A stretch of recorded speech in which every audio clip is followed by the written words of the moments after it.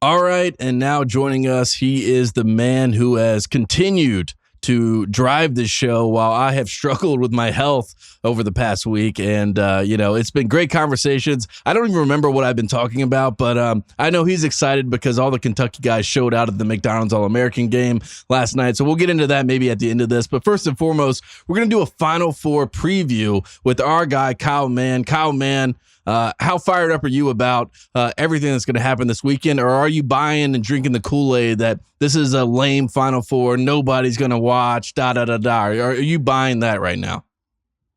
Well, I can't control whether or not people watch. I can sort of try to take the temperature of the interest level. I mean, I've kind of been thinking about, if I were, San Diego State, Florida Atlantic, I would just kind of be like, I'm sure they have some kind of a chippy attitude about this. I'm sure because people are like, well, there's definitely, there's fewer big names in the Final Four. Kevin and I were talking about on the Ringer NBA Draft show that, there aren't any projected lottery picks in this group. But these are matchups that could be pretty fun. One of which is kind of like a clash of styles, and then the more high major matchup between UConn and Miami, I think is interesting for different reasons. But I actually feel like it may not go down on paper as like the biggest primetime event, but I do think that both of these games could end up being pretty entertaining at the end of the day. Yeah, I think a lot of people are jumping the gun. They are upset that the Blue Bloods aren't here. But look, we're two guys that are Blue Blood guys, and we watched we are a full Blue Blood Final Four last year. So if anything, it's fine to give the stage to somebody else. And, look, this is my favorite stat so far.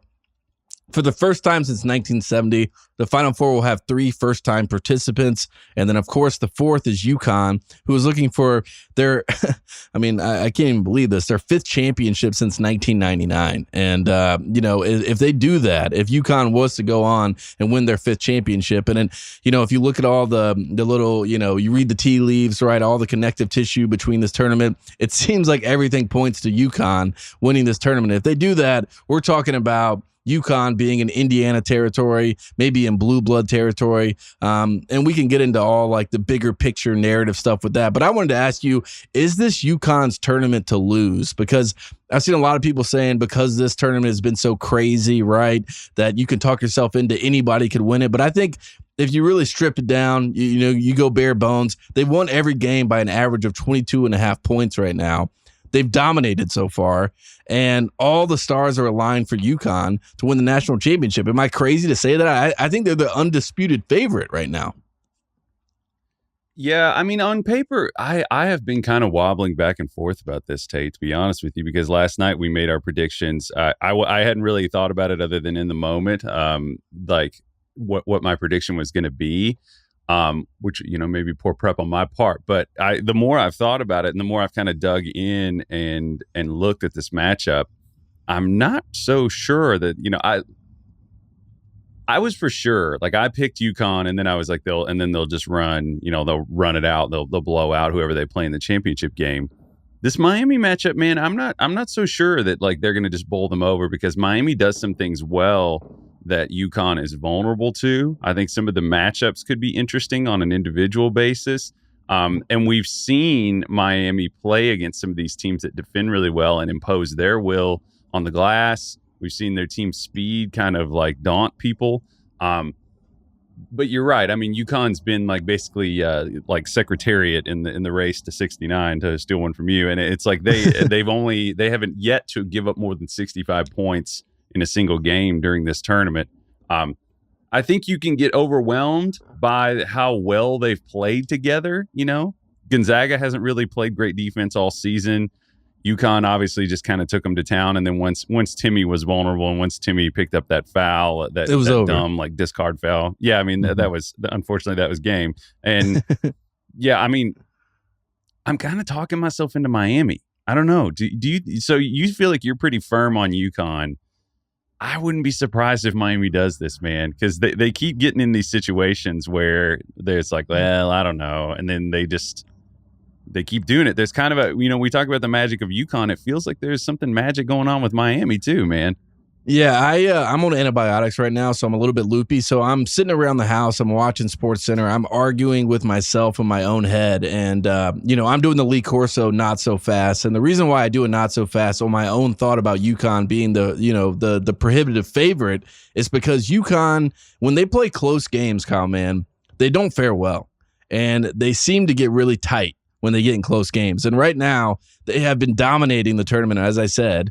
And I am worried that if they get into a tight game with Miami, then Miami has all the experience. They're battle tested. They like playing in close games. They've been down by, as we saw against Texas, 13 points in the second half. As we saw against Drake, they were down by 4 points with 3 minutes to play, right? And then they go on a 10-0 run and win the game. So Miami has been there. They've been in situations where, things haven't gone their way and they fight out of the hole and they climb out and, they rise and they rise to the occasion. I am very worried that if UConn gets in a tight game, that they get tight. And then we all are saying, oh my God, how do we not see this? How do we not see this coming? Because that is the one Achilles heel of this UConn group is that they haven't been pressed so far in the tournament, and maybe they just keep dominating, right? They're 6-0 in Texas, all time in the tournament, so they like playing in Texas. Obviously, the tournament is going to be in Houston, Texas, so that bears well for UConn. But they only have one tournament. Yeah, historically. But as a group, as this group, I wonder if they get a little tight, if they falter a little bit, if they get in a close game. That is my only concern when it comes to UConn, that if Miami pushes them to the brink, gets them thinking about it a little bit, that they maybe, and maybe their coach too, right? I talked about Dan Hurley. He's my biggest concern when it comes to UConn. But if they get in a close game. You really think he stinks as a coach, Tate? I feel like you haven't been taken to task about that enough. Have the UConn community come at you at all? You've just blatantly said it a few times, I feel like. It's not about Dan Hurley, the coach, really, as more as Dan Hurley's reactions on the sideline and the fact that he can flip a game.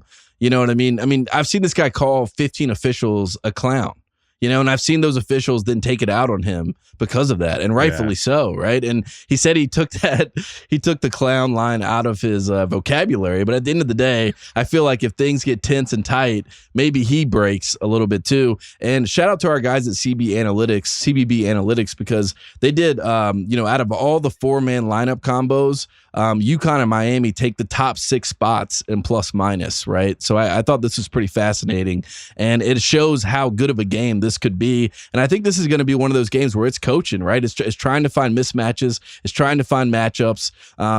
Coach Larinaga, who you just heard, was talking about how Jordan Miller had to play at the 5. And he put a 5-man group out there against Texas that had never played a minute together all season long, right? And they thrived. So Miami and UConn, I think this is going to be a chess match, to say the least. Yeah, they just have a lot of players with high basketball IQ. Not that UConn doesn't; they do too. They have plenty of those guys, but they, putting Miller at the 5, I think was an interesting experiment that obviously worked well for them, but they do it in different ways. I've kind of talked a lot about how UConn uses their off-screen execution to sort of distract and open up some of the other things that they do well. You have to really, really stay attached to Jordan Hawkins no matter where he is, whether he's shooting the ball or not, and that spreads the floor. I just kind of wonder, though, I don't think that they have faced physical on-ball creators quite like Miami in this tournament. Arkansas has some perimeter talent on ball, but, Anthony Black, not necessarily a shooter, so he's not stretching you uphill. Nick Smith was really inconsistent. We've seen Ricky Council and Devo Davis. They were really up and down. This is a different animal. Nigel Pack is an excellent pull-up three-point shooter in the pick and roll. He will burn you. He can hit threes. Doesn't care where he is. We've seen him. He does not give a shit if he catches it from 28 feet. He'll pull. But I think the team speed from 1 to 5, I think, is going to be the interesting thing for me, because Miami doesn't have a player over 6'9" in their rotation, but they just destroy people with speed. We saw them go up against Texas. They did the same kind of thing. They just wear you down. They're fearless. And another thing that's really interesting to me is that, they really pummel people.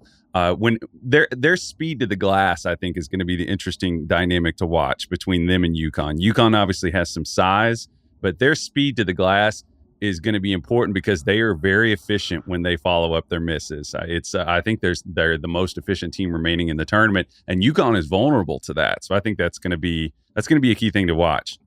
Yeah, and I like the four horsemen is what I'm calling them for Miami. Nigel Pack, Isaiah Wong, Jordan Miller, Norchad Omier. I think those four guys might be the best four in the country.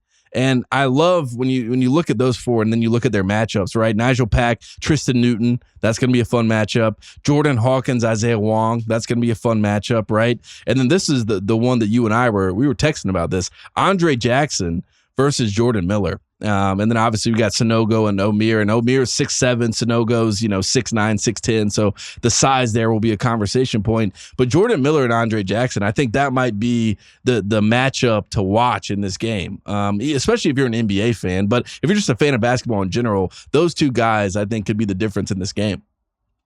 Yeah, I've almost thought about it to the point where I'm like, I feel like Wong's going to be a tough cover for Hawkins, to the point where I was like, I wonder if they try Jackson on Wong a little bit to put a little athleticism and length and speed on him. That could be interesting, but you really nailed it with the lineup thing. I feel like it's easy to get distracted by the runs that UConn goes on, and it doesn't mean that they're insignificant or they don't mean anything, but they really pile up these runs. You talked about offensive rating. The Newton, Hawkins, Jackson, Caravan, Sanogo lineup has an offensive rating of 134, which is astronomical. But there are times when the most like incredible, like daunting thing that they've been thrown out there that demoralizes teams is they'll slide in Aline there. They'll slide him into that spot and bring Caravan out and throw a 3-guard look where they'll be like Aline, Newton, Hawkins. That'll be an interesting matchup for them. I don't know, like defensively, if they're forced to do that against Miami more. It'll be interesting to see if Caravan can stay on the floor in that look. But UConn's bigs also run. That's the counter. Like their bigs do run pretty well. So I don't know. I wouldn't put it past Sanogo to. That's the thing I'm probably most interested to watch. I'm most interested to watch Omier and Sanogo, their speed and activity on the glass. I think it's going to be really fun to watch. Yeah, and I was asking Coach Larrañaga about this because it kind of reminds me of George Mason. Obviously Larrañaga is the only coach that has Final Four experience as a head coach in the Final Four this year. But fascinating enough, I mean, in 2006, they play UConn, who was the prohibitive favorite. Everyone thought that UConn was going to go win the national championship in 2006. They were number one team in the country for the majority of the season. They get to the Elite Eight. They're playing an 11 seed in George Mason. It was a foregone conclusion they were going to win this game. They had size. They had been dominating everyone on their path so far. And then all of a sudden they played George Mason, a very scrappy group, and this team just pushed them to the brink. And even though they didn't have the size, it was an electric game. Ends up going to overtime. George Mason wins in overtime. We know the rest. George Mason goes to the Final Four, But I think that this game might have the same sort of complex where the size of UConn obviously will stand out with Klingon and Sanogo, but I think that Miami's, they're going to get to loose balls. Their quickness might be the difference. And if we get to a situation where, like I said, it's a tight game, Miami is the team that is more prepared for that kind of moment, in my opinion, than UConn. The biggest adversity that UConn has faced in the tournament is that they got kicked out of the Luxor Hotel in Las Vegas because it was dirty. And apparently Donovan Klingon's laptop got stolen while they were like going through practices. So those are the two, adverse situations that they've had to deal with. And they have, they got kicked out. They got kicked out because it was dirty, or they were dirty? What do you mean? I mean, and also, have you seen the Luxor Hotel? Are you surprised by that? Why would you choose to stay there? Why would the NCAA put them in the Luxor? It makes no sense. I think they ended up going to Resort World. So shout out to them for the upgrade. But apparently, while they were practicing, they got robbed. And Klingon's laptop and iPad got stolen. So, like I was saying, the only adversity that UConn has faced so far in this tournament has been off the court, right? So, that is what is concerning about this group. Everything has been kind of a straight line, beeline path. And, they hadn't won a tournament game, or they had won one tournament game since 2014. So this is a UConn group that is, even though it's UConn, and we all know UConn, and they're going for their 5th title since 1999, like I said, this is unfamiliar territory a little bit, and what happens when adversity hits on the court